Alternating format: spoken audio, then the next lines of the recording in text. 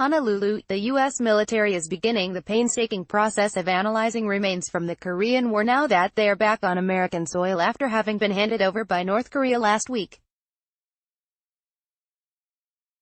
Vice President Mike Pence and the top commander of U.S. forces in Asia, Admiral Phil Davidson, received the remains contained in 55 caskets during an emotional and solemn ceremony Wednesday after the caskets arrived by military cargo jets from South Korea.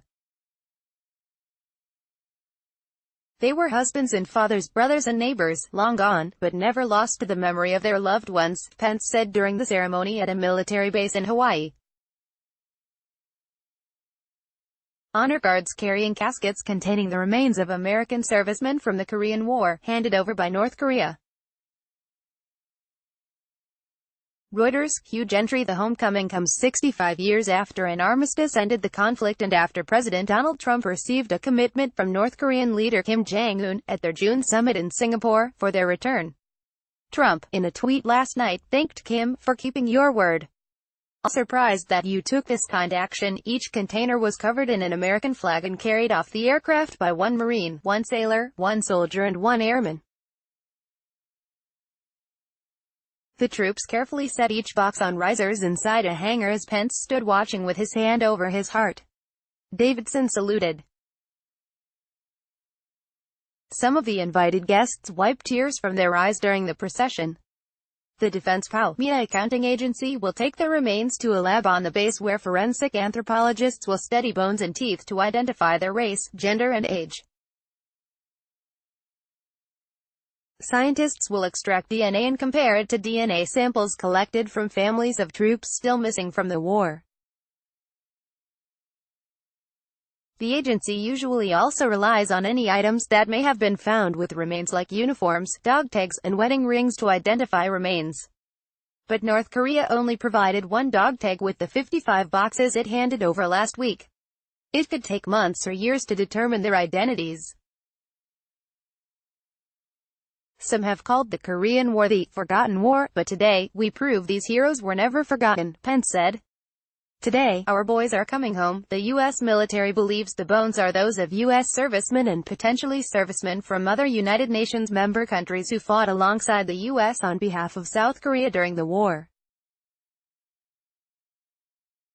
Australia, Belgium, France, and the Philippines have yet to recover some of their war dead from North Korea. Whosoever emerges from these aircraft today begins a new season of hope for the families of our missing fallen, Pence said. Hope that those who are lost will yet be found.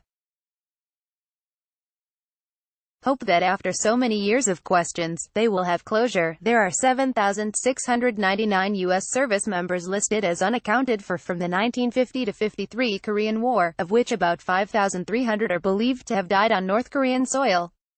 The remainder are those who died in South Korea but have not been recovered, those who died in air crashes at sea or on ships at sea, as well as a number who are believed to have been taken to China. During his summit with Trump, Kim also agreed to work towards complete denuclearization of the Korean Peninsula, in return for Trump's promise of security guarantees. Trump later suspended annual military drills with South Korea, which North Korea had long called an invasion rehearsal. But Trump now faces criticism at home and elsewhere that North Korea hasn't taken any serious steps toward disarmament and may be trying to buy time to weaken international sanctions against it. North Korea halted nuclear and missile tests, shut down its nuclear testing site and began dismantling facilities at its rocket launch site. But many experts say those are neither irrevocable nor serious steps that could show the country is sincere about denuclearization. North Korea may want to use the remains returned to keep diplomacy with the United States alive and win a reciprocal concession. Experts say that the North likely wants a declaration of the end of the Korean War as part of U.S. security assurances.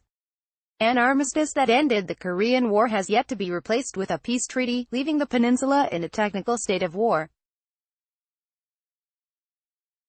North Korea has steadfastly argued its nuclear weapons are meant to neutralize the alleged U.S. plans to attack it.